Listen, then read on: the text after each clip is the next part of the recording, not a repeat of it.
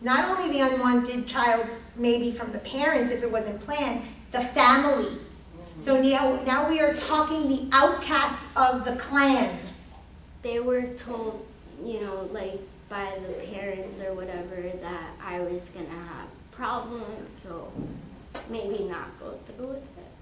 Okay, so there was a chance of not even being born for the risk of being ill. So now there's a survival issue. I have to fight for my life. We will pick up with the tool, but she talked about that tool being like this tool for like orgasm, a vibrator that ripped your vagina. I mean, it was like graphically like, ugh, I don't want to use that. But it's a pain with a pleasure. You saw like the description of that tool and how she used that.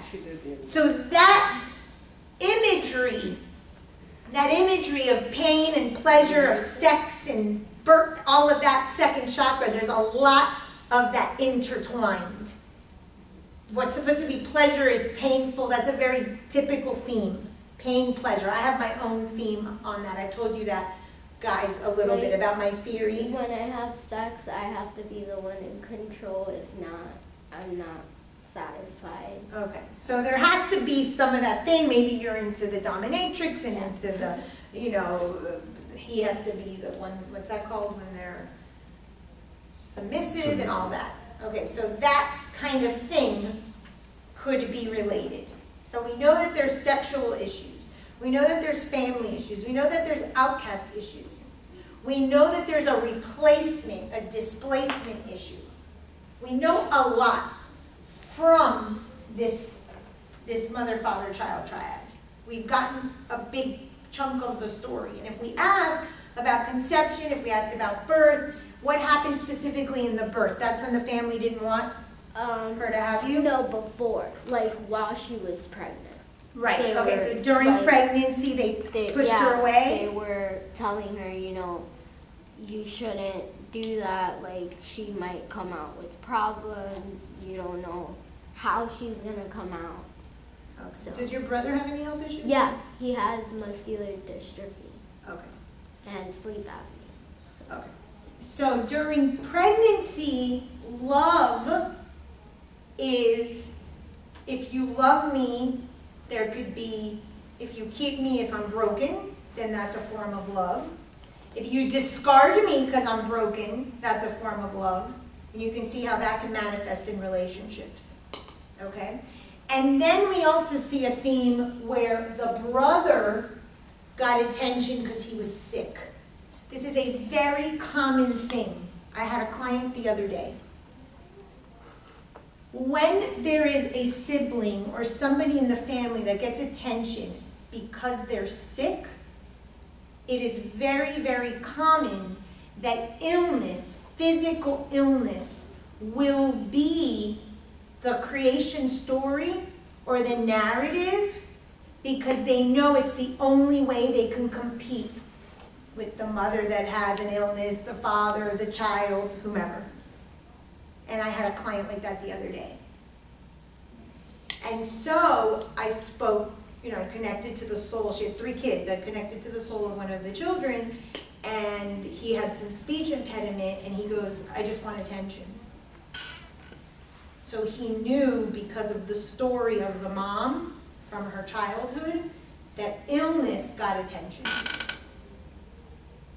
So these are things that are in the psyche.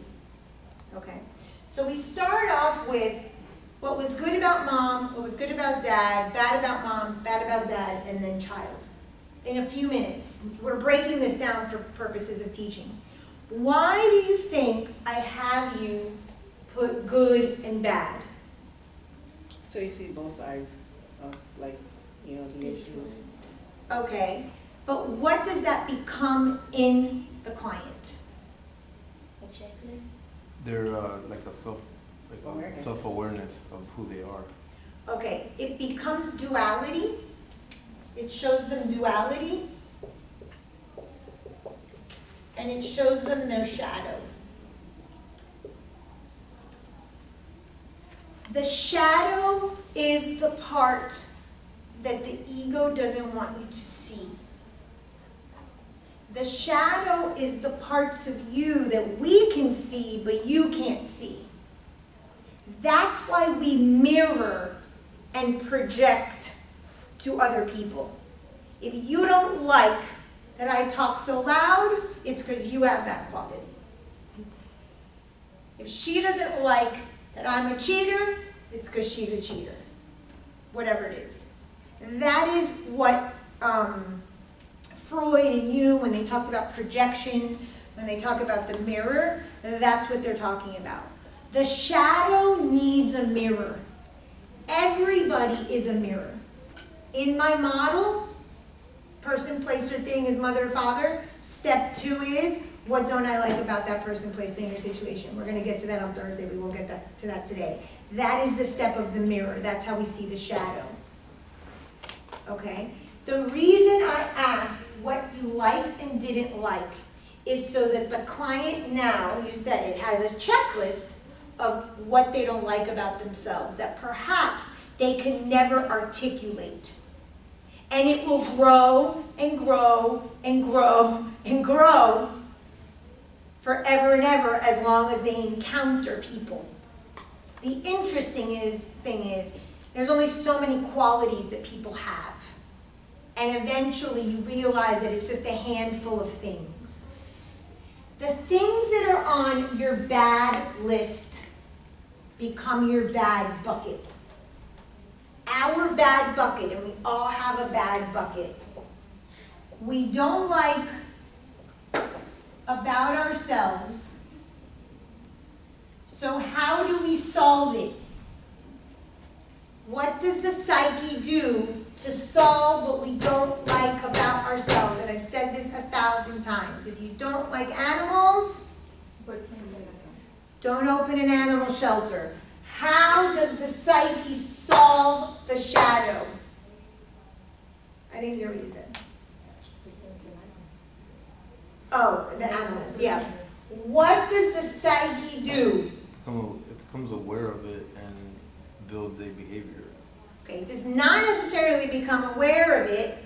It tends to do the exact opposite or the exact same thing. Usually it's the exact opposite. This is where we get the 0 to 100. If my father was out drinking every night, then I'm not going to drink and I'm going to be a saint. Or fuck that. I'm going to drink so much that we're going to have drinking contests at the local bar. 0 or 100. The other day, I brought you the book and I read you, I think Tanisha has it, of my biggest shame is that I'm a philanthropist, but I can't stand needy people. I'm a dirty, nasty slut, and I act like a Virgin Mary. Oh, that's this. The bad bucket is your shadow. When you are little, you have a little seat and you are watching your mom and your dad. And they go to work and they make dinner, or they don't. They fight, they have sex, they talk to your siblings, they call on the phone your aunt, whatever your life was like. And you're just sitting in the corner looking at all of it. And you're just like storing, storing, storing. And it's stored in that subconscious, every single thing. And you grow, and you grow, and you grow. And around 7 years old, some trauma happens, and you saw, she said at 7. If the client doesn't tell you at 7, clearly ask them, what happened between 0 and 7 or 0 and 9? Even if it's the first thing that they said and it's nothing that seems insignificant, if they said it, the subconscious pulled it out, make a note. Okay? And you're taking it all in and you're growing and you're growing and you're growing. And all of a sudden, you get tapped on the shoulder and you say, you know, you're going to be 7 years old soon and you're going to have to develop a personality and you're going to have to look at all of the things that your parents are You're gonna have to look at your good and your bad buckets, and you're gonna have to create a persona, a false persona. And so you start deciding who you're going to be based on what your parents have shown you. Prior to that point, you have your parents on pedestals and they are superheroes. At 7, when the ego and the personality and all of that needs to come into play, because now you need to be separate from your parents, just like at birth. This is why it's the first cycle. You now have gotten away from the womb, cut that cord. You have to say, I really like it when my dad is in power and has the money in his pocket. Check. I'm going to do that. I really like it that my mother's the prettiest woman in the room when she walks into the family parties. Check. I really don't like it when my mother compares me to other people. Bad bucket.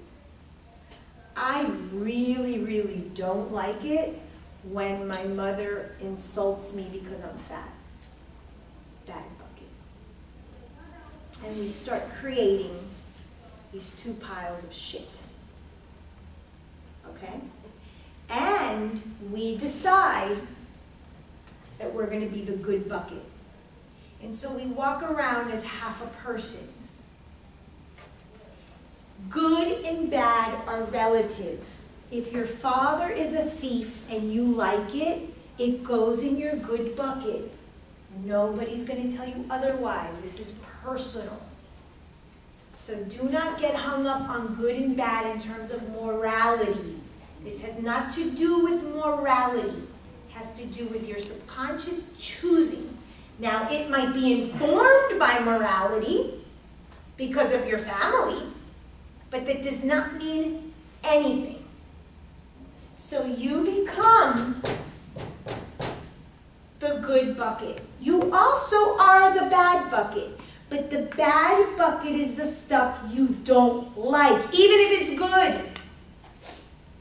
Even if it's good. My mother was, and still is to this day, the most beautiful woman in the room when she walks into any family event. But yet I put that in the bad bucket. So that's in there. And the buckets are dictated by our values. What issue would I have with my mother being the prettiest woman in the room? What value system would that chocar, clash with? That you're not fulfilling her needs to be. No. What does it mean when someone's the prettiest in the room? Attention. Okay, they're attention seeking perhaps. What? And you're ugly. Okay, it could be that I'm ugly if she's the pretty one. It could be definitely that. But it means that the emphasis or the importance, the value is on appearance. So the issue is not that my mother is beautiful. The value was I don't want to be based on just appearance. Maybe I want to be valued by my intellect or by my good heart. So what ends up in your bad bucket clashes with your values.